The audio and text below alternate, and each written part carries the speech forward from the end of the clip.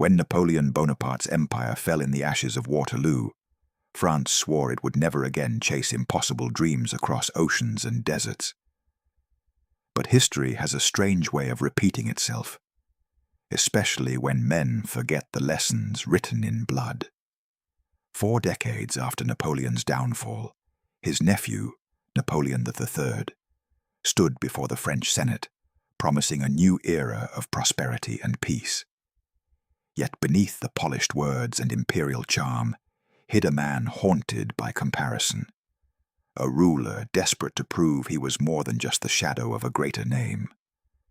And so began one of history's strangest wars, a war waged not for survival, not for defense, but for illusion, a war that would drag France across the Atlantic to the mountains of Mexico, where dreams of empire would be swallowed by the dust. But before the first French soldier ever set foot on Mexican soil, the seeds of betrayal were already being sown by the very man who carried the Bonaparte bloodline. In the 1850s, Mexico was a nation broken by decades of internal strife. Revolutions rose and fell with the seasons. Power changed hands like a card trick. When Benito Juarez, a lawyer of Zapotec origin, became president, he inherited a country buried under foreign debt and chaos. The great European powers, France, Britain, and Spain, demanded repayment. But Juarez, facing famine, poverty, and civil war, did the unthinkable. He suspended all foreign debt payments. To Europe's bankers and emperors, this was more than defiance. It was an insult. And Napoleon III saw in this crisis opportunity. Officially, France would send troops to protect its interests. Unofficially, Napoleon III saw a chance to extend France's reach into the Americas, to create a new empire that would rival Britain's colonies and restore the glory his uncle had lost. He imagined a puppet monarchy in Mexico, a European foothold in the New World. But to pull it off, he needed someone to wear the crown. Enter Archduke Ferdinand Maximilian, younger brother of the Austrian emperor, a romantic, idealistic man, obsessed with adventure and honor. Napoleon's diplomats promised him a throne, a loyal people, and a chance to bring civilization to the Americas. They painted Mexico as a land begging for imperial guidance, a place that wanted a European ruler. But it was all a lie. When Maximilian accepted, he had no idea he was walking into a trap, one that would make him both pawn and victim in Napoleon III's grand illusion. Meanwhile, in Paris, Napoleon's advisors warned him, "Sire, Mexico is not Algeria. It will drain us." He ignored them. He was determined to outshine his uncle's legacy, even if it meant marching into the unknown. And across the Atlantic, as French warships approached the shores of Veracruz in 1861, one American general watched with silent interest. His name was Ulysses S. Grant. The United States, locked in its own civil war, could do little but observe. Yet Grant wrote in his diary, "The day will come when this invasion will cost France dearly." He was right. The French army landed with confidence. Their generals, men like Charles de Laurences, believed victory would come easily. They expected a quick march to Mexico City, a triumphant entry, and an emperor crowned under French protection. But Mexico was not the land they had imagined. It was vast, unforgiving, and fiercely proud. When Laurences led his troops toward the fortress city of Puebla, he expected to crush the Mexican forces quickly. What he found instead was a nation fighting for survival. On May 5, 1862, a date now immortalized as Cinco de Mayo, the Mexican army under General Ignacio Zaragoza repelled the French assault in one of the most improbable victories of the 19th century. The defeat shocked Paris. The myth of French invincibility was shattered in the mountains of Puebla, And for the first time, Napoleon III realized his little adventure in Mexico would not be so little after all. Yet, the emperor could not retreat. Pride would not allow it. In his mind, turning back would mean humiliation. Another Bonaparte brought low. So, instead of withdrawing, Napoleon doubled down. He sent more men, more money, more weapons. From across the Atlantic came tens of thousands of French soldiers, the Foreign Legion, Zouaves, artillery brigades. France was no longer protecting its interests. It was invading a sovereign nation. And far away, Maximilian packed his trunks in Vienna, preparing for the voyage of a lifetime, believing he was going to be welcomed as a savior. He couldn't have known. He was sailing toward his own execution. The year was 1864. The sun rose over the port of Veracruz as a grand ship from Europe appeared on the horizon. Aboard it stood a man dressed in white and gold, his blue eyes scanning the foreign shore with a mix of wonder and unease. Archduke Ferdinand Maximilian of Austria had arrived to claim a crown that did not truly exist. He believed he was coming to rule an empire. In truth, he was walking into a battlefield disguised as a throne room. For months, French diplomats had assured him that the people of Mexico longed for his leadership, that they had voted to invite him, that the nation would welcome him with open arms. It was all a mirage. The so-called delegation that begged Maximilian to rule had been hand-picked by French agents and conservative Mexican elites desperate to restore monarchy. The majority of Mexico's people, the farmers, soldiers, and workers, had never been consulted. When Maximilian arrived, many Mexicans didn't even know who he was. Those who did saw him not as a liberator, but as a foreign invader wearing borrowed titles. Still, Maximilian was no tyrant. He genuinely believed he could bring peace and prosperity. He abolished child labor, defended the rights of indigenous communities, and even refused to restore the old privileges of the church that had dominated Mexican life for centuries. But these good intentions isolated him from the very forces that had brought him to power. The conservatives who supported his empire turned against him, calling him weak and naive. And the liberals who fought for the Republic, loyal to Benito Juarez, saw him as nothing more than Napoleon's puppet. He was, in the cruelest sense, a king with no kingdom. In Paris, Napoleon III watched the situation unravel.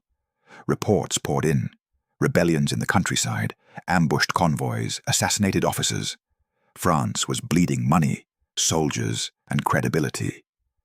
Yet the emperor refused to admit defeat. He sent more troops, promising that the empire in Mexico would soon stabilize. What he didn't know was that every French reinforcement that landed in Veracruz only fueled Mexican resistance.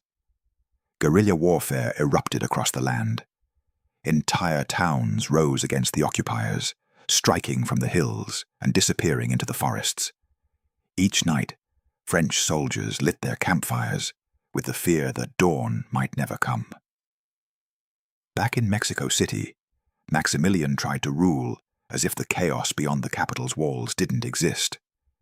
He and his wife Carlota transformed the Chapultepec Palace into a symbol of European elegance.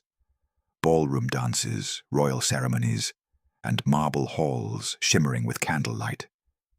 But outside those walls, Mexico burned. To the Republicans under Juarez, Maximilian was a fraud, a man sitting on a throne built from foreign bayonets. And to the common people, he was the face of an empire they never asked for. The dream Napoleon had sold him was collapsing, one village at a time. By 1865, the illusion could no longer hold. The American Civil War had ended, and the United States, no longer distracted, turned its attention south. Washington warned Napoleon, "Withdraw your troops or face consequences." Under the Monroe Doctrine, the U.S. declared any European empire in the Americas an act of aggression.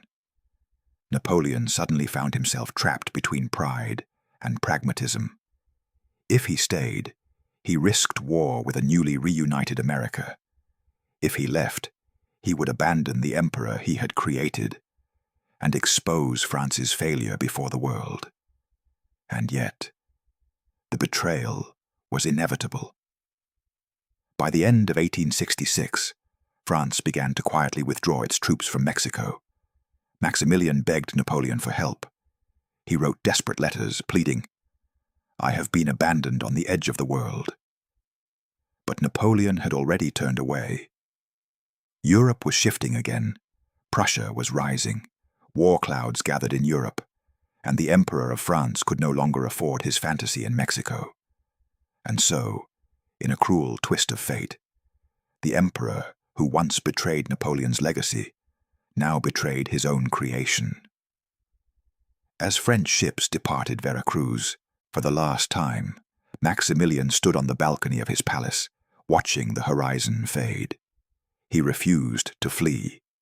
He said, "An emperor does not run away. I was brought here to rule. I will stay, even if it means dying here."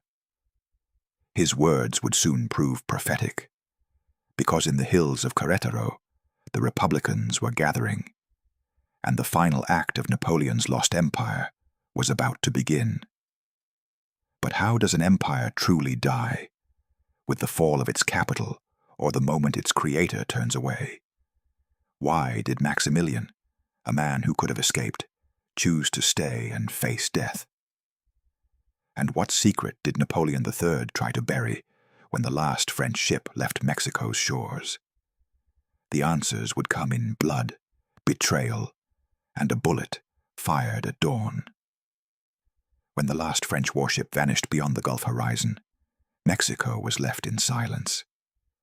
Not the silence of peace, but the hollow quiet that follows betrayal. For Emperor Maximilian, that silence echoed louder than cannon fire. The empire Napoleon III had promised him, secure, supported, divine, was now nothing more than a ghost. The French were gone, and he was alone. In early 1867, the so-called Second Mexican Empire stood on the brink of collapse. Without French protection, Maximilian's forces consisted of scattered regiments of Mexican conservatives, a handful of European volunteers, and the legendary Foreign Legion, men bound more by loyalty to their code than to their cause. They fought bravely, but their numbers were pitiful. Every mile of territory that had once flown the imperial flag was now under siege by Benito Juárez's Republican army, men hardened by a decade of war and fueled by a righteous cause to reclaim their homeland. To them, Maximilian wasn't a ruler. He was a symbol of foreign arrogance. A man sent by Europe to remind Mexico that its independence was still negotiable. Maximilian, for his part, refused to surrender. He believed, or perhaps needed to believe, that honor still meant something in a world ruled by politics and betrayal. He told his generals, "If I am to die, I will die as an emperor, not as a fugitive." His advisors urged him to flee to the coast, to escape by ship to Europe. But Carlotta had already returned to Europe, driven to madness by the realization of their doomed fate. And Maximilian, left in her absence, felt bound to the country he had tried to serve, even if it would destroy him. He made his final stand in the city of Querétaro. The once thriving colonial town became a fortress of desperation. Every street, every hill, every church tower was turned into a line of defense.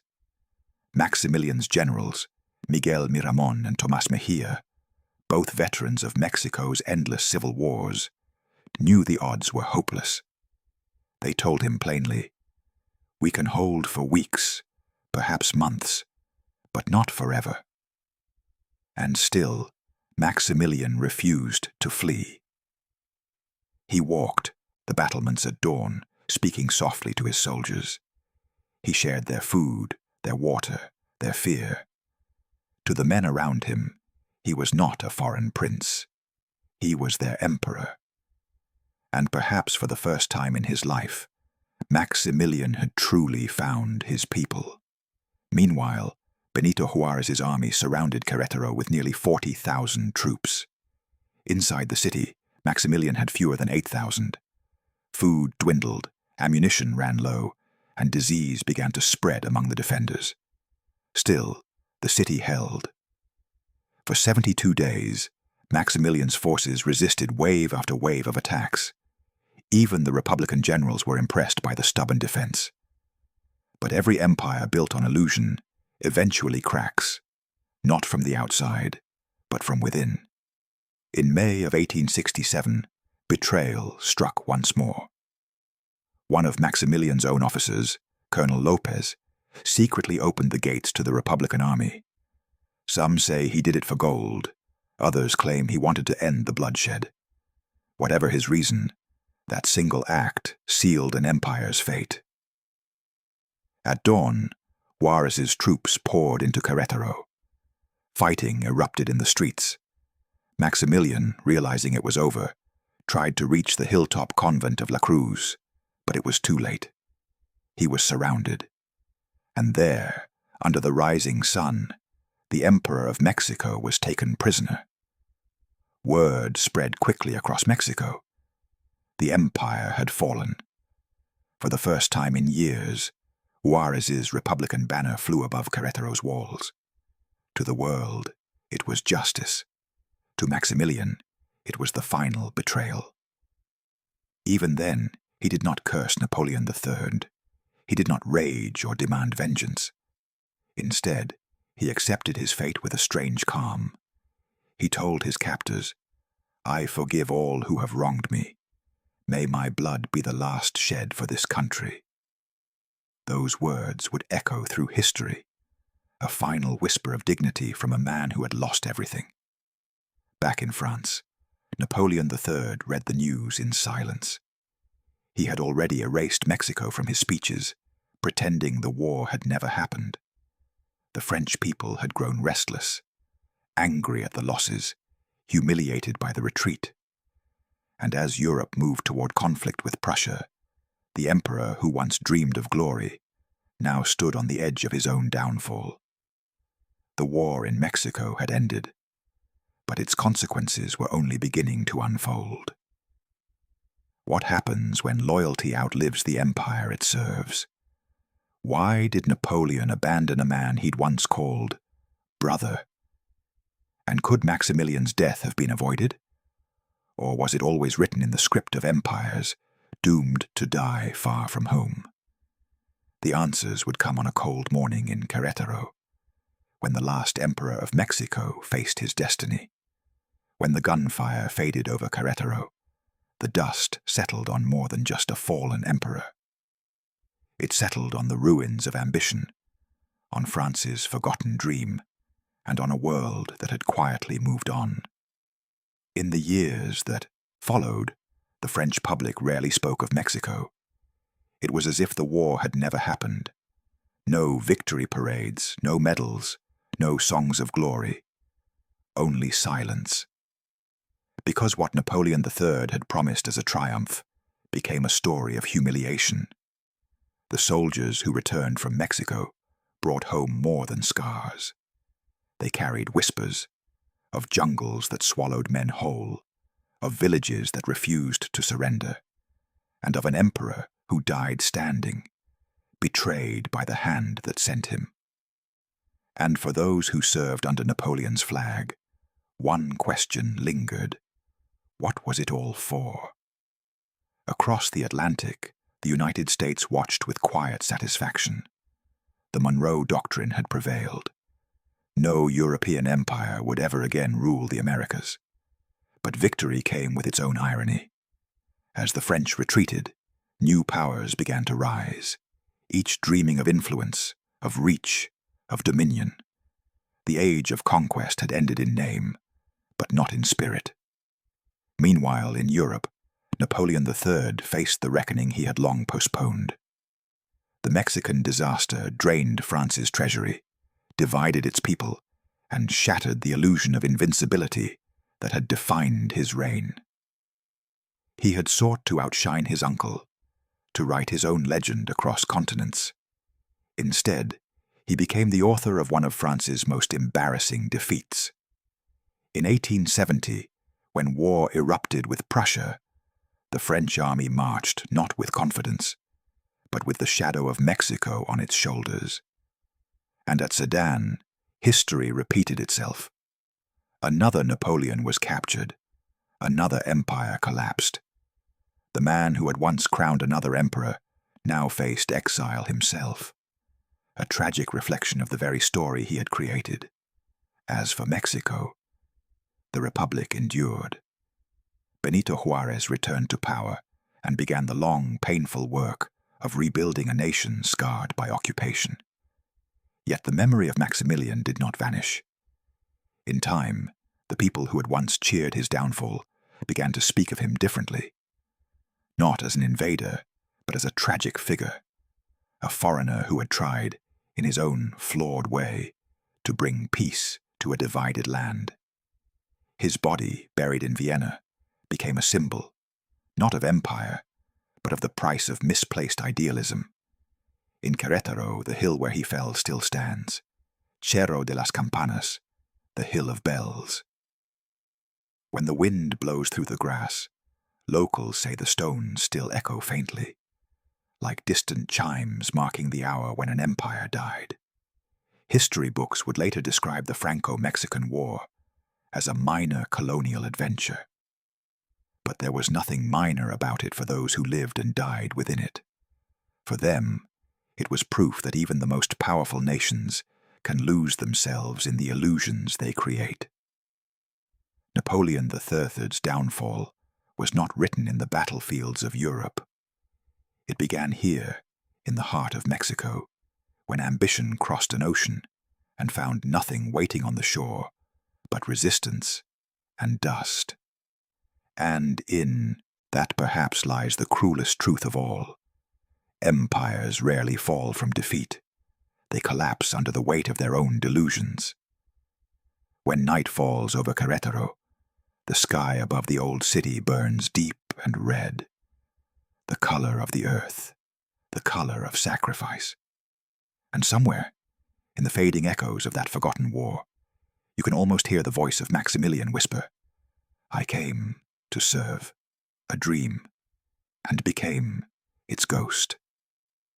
Every empire leaves behind a ghost, but whose footsteps echo louder, the one who built it or the one who died believing in it?